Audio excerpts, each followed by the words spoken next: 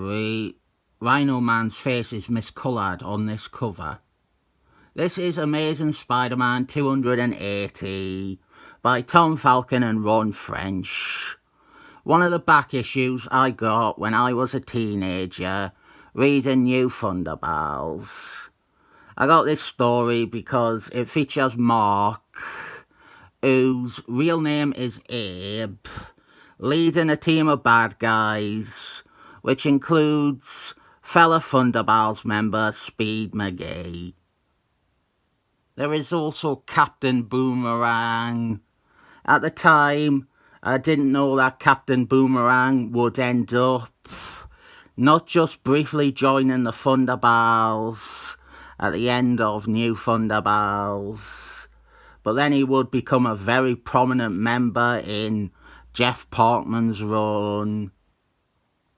The bad news here is that this starts in media res, with all the exciting action happening, and you're meant to think that you have missed an issue of Amazing Spider-Man because you don't have any context for everything that is happening here. And then we flash back in time to get us caught up on that pointless opening we just saw. Some Sybil Savile legs on this page though. They are very nice to see. Sybil Savile, she wants to hire Spider-Man to help her track down and capture Pumpkin King. Was Sybil Savile modelled after Marilyn Monroe? You decide, true believers, because we cut away to Crash Thompson before Sybil Savile starts quoting Gentlemen Prefer Blondes or How to Marry a Millionaire. Crash Thompson is in jail, exposed as being Hobgobbler. And one of these days I am going to have to make a video all about Hobgobbler and his identity. And I am not looking forward to it. A fucking mess, all because of a vindictive editor. Crash Thompson's troubles are the incentive Spider-Man needs to agree to work for Sybil Savile. He can use the payment from her to cover Crash's legal costs. I like that Spider-Man doesn't really care if Crash Thompson is guilty. He simply wants to help out because Crash is his friend. I will say, I have read all these comics, and the whole Crash Thompson is Hobgobbler thing doesn't seem to have any actual point. It is a detour with no actual purpose. A distraction for a year and a half to allow enough time to pass for the Hobgobbler's identity to be further complicated by other people. Spider-Man and Sybil Savile, they are ambushed by the insidious Syndicate when they think they have learned where Pumpkin King is. The group features Rhino Man and a selection of Spider-Man's most B-tier bad guys. This team will make a lot more appearances, even starring in their own miniseries, which will turn out to be quite significant to Thunderbals comics. The unofficial sixth member would be Shockster, another Thunderbals character. And didn't get us started on Captain Boomerang's girlfriend, and how even she ends up joining Thunderbals too.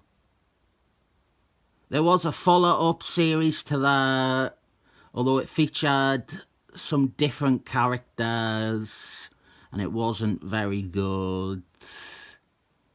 Then there was an ongoing series in 2013 starring a slightly similar team, and I read the first 2 issues of it as they came out and felt it was insufferable. It was all, haha, aren't these silly Billy baddies lame? They make Mark, real name Abe, into an idiot for a recurrent joke where he can never fit through doors because of his armour. Hated it. They are a very good team though. 5 bad guys who are not terribly intense on their own, but together it is a team that you can see having the combined ability to beat Spider-Man. Rhino Man is obviously the MVP here. He is a strong brute. But then you add in Speed McGee and Hydro, 2 characters that have tremendous powers that they are not clever enough to use to their full potential. And then you have Mark, who has a pretty decent armour on him. It is a team I have no problem believing could take down Spider-Man, even if individually they can it. And then once they have beat Spider-Man, Captain Boomerang can throw a boomerang at him to feel like he contributed. Subplot page here.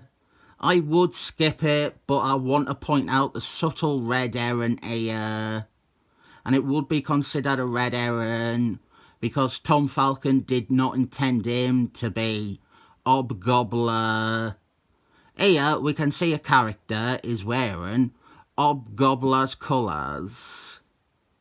Back to our main story, or what will end up as part of our main story. We have another player in the game, Sandman. This was during the years when Sandman had retired from being a bad guy and was trying to go straight, occasionally acting as an ally to heroes like The Thing or Spider-Man. I have considered before that my opinion on Sandman's redemption might have been compromised by this being one of my first back issues. But yeah, I do consider this to be good storytelling. It was a dramatic change for a character that helped create the illusion that comics and characters can truly grow and evolve, rather than people resetting everything at the end. I don't want to get too repetitive. If you want me to fully explain and offer thoughts on Sandman, there was a review of a Moonman comic with Sandman. I went over his entire redemption arc and how, as expected, it was erased by the same people as always. One thing I did notice when reading this, even when I was 14, was how inferior the character writing is when it comes to Mark or Speed McGee. The bad guys here, they really don't have any personality or motivation behind what they are doing. As is traditional on this channel, I am saying this on the one page that completely contradicts that point. We do get all of that with Rhino Man. And even over here, a hint of it with Captain Boomerang. But overall, you could take a lot of lines said by one of these bad guys and give them to any of the others. Maybe it is only heightened by the fact that I do consider myself to have a good handle on these guys. It stands out more to me that Mark isn't as pragmatic or intelligent, or that Speed McGee isn't as much of a slacker. Some more subplot here, Mary James, the most despised character by Marvel Comics. poor Mary James. And we have some more Hobgoblin stuff. I feel a need to explain some of it here, but I really don't want to. It's annoying. Basically, the problem with Hobgoblin was that his secret identity changed between writers. Roy Sternman had his idea who the character really was. Tom Falcon had his. David Peter had his. But then the editor, Christopher Proust, for some reason he had it out for Tom Falcon, and among many spiteful actions, deliberately trashed what would have been Tom Falcon's Hobgoblin reveal. And then you also add in Kiss from the Rose, who we see on this page. The bad guy, Kiss from the Rose. He too adds a secret mystery identity. Without getting into these individual ideas for Hobgoblin or Kiss from the Rose, I am fully on board with Tom Falcon's intended version, which remains the only version that was never really said on paper. Hobgoblin, he is Kingpin Man's son. Kiss from the Rose is Roderick Kingsley. I think that makes the most sense. There's so much bullshit going on with Hobgoblin and Christopher Proust though. I don't want to get sidetracked explaining that. Tom Falcon did include a mockery of him in 4. Always the mature thing to do. Put people who have wronged you into your published works. Eurovision Kong Sun Test. So then what happens is Sandman, he witnesses the battle going on between Spider-Man and the bad guys. And we get some more Hobgoblin bits.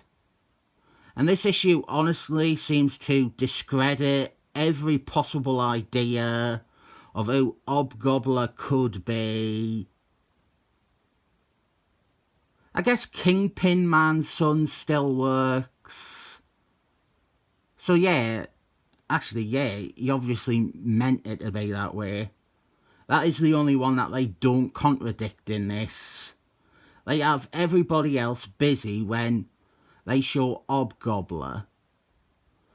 Cliffhanger is as much as the scene from the cover. Spider-Man and Sybil Saville overwhelmed by these villains. If you can totally disconnect yourself from all the Hobgoblin bullshit, harmless fun this one. Spider-Man fighting a team of some of his less important but still pretty good bad guys. I like it. Even back when I was 14, I liked getting to see these Thunderbars guys being evil. It is an accessible story, very basic, but all the better for it. I'll give this an insidious 7 thumbs up.